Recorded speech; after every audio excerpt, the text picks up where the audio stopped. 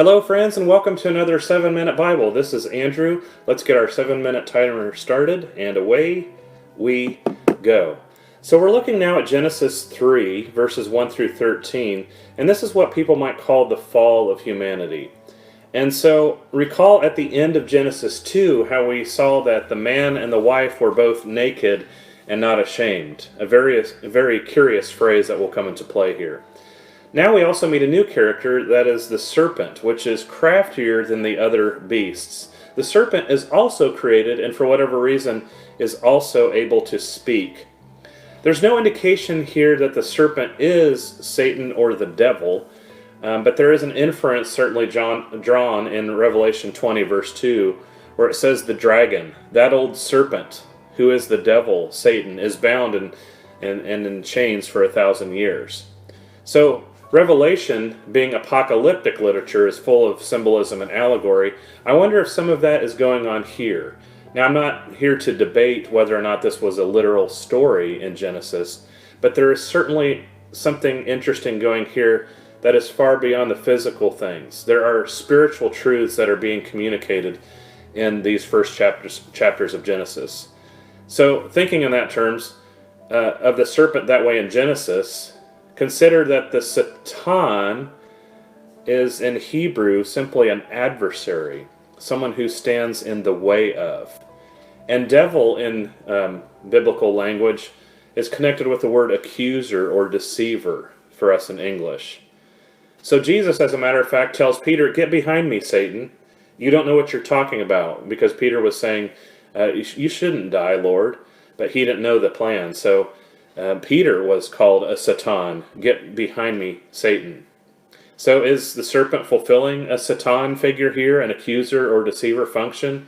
He certainly does in a lot of ways, and he certainly shows himself to be crafty.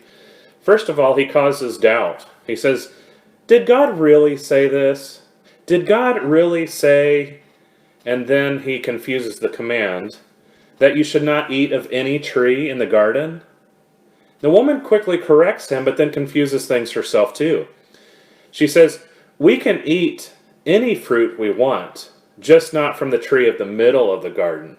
But here's where she confuses the commands too, and actually adds to it and says, "Neither shall we touch it, lest we die." That wasn't part of what God had said. So it's interesting that she adds this. So the serpent accuses God of lying. You won't die. As a matter of fact, your eyes will be opened. You will be like God. You will know good and evil. Spoiler alert, the serpent is partially right, as we'll see in a moment. They don't die right away. Their eyes are opened to good and evil and the choices that they made. So it's interesting to see what the woman notices here and how it actually relates to something we see in 1 John 2:16. The woman saw the tree that it was, 1, good for food, 2, a delight to the eyes, and 3, desired to make one wise. So in 1 John 2:16, we see that we are to be aware of the desires or the lust of the flesh, the desires of the eyes, and the pride of life. The desires of the flesh, that it was good for food. The desires of the eyes, the lust of the eyes, that it looked good, it was a delight to the eyes, and desired to make one wise, so that I can be prideful in my own right, the pride of life. What an interesting comparison to think about.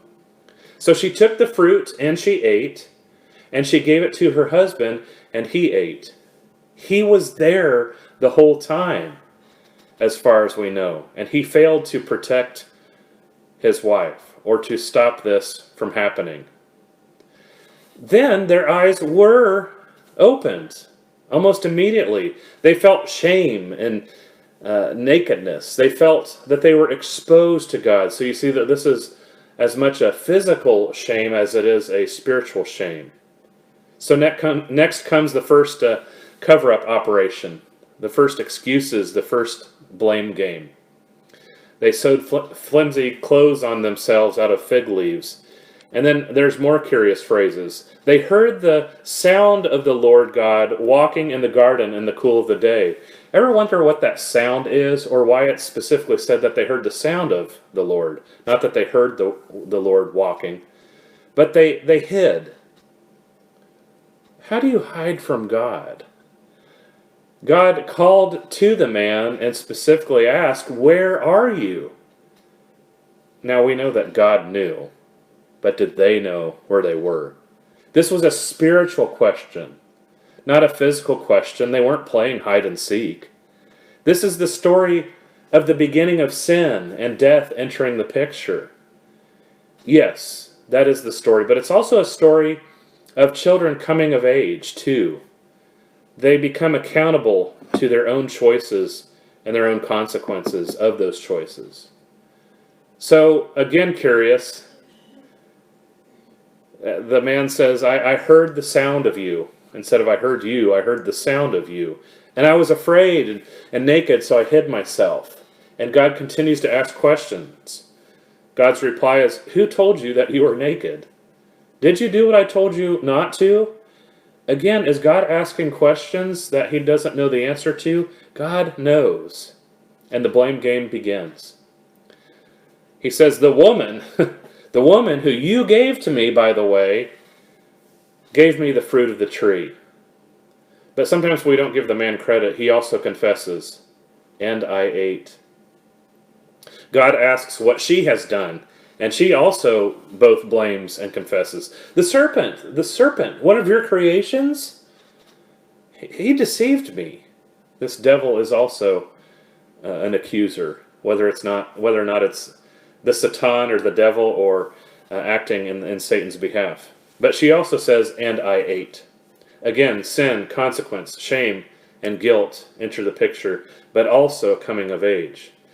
Now, in our last few moments here, I want to make a distinction between guilt and shame.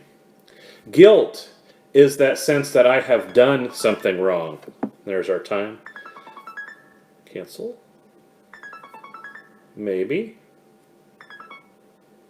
There's one way to do it. So guilt is that I have done something wrong, whereas shame is I am wrong. I'm a wrong person. I have no value. So God is already beginning to act to show that this is not the case. Guilt has entered the world. Sin and death has entered the world. The children are growing. Already has a plan, which we'll talk about in the next episode. Thank you for watching this. I invite you to like and comment and share. Also to subscribe to this on Facebook and hit the bell for notification of new content. God bless you and have a great day.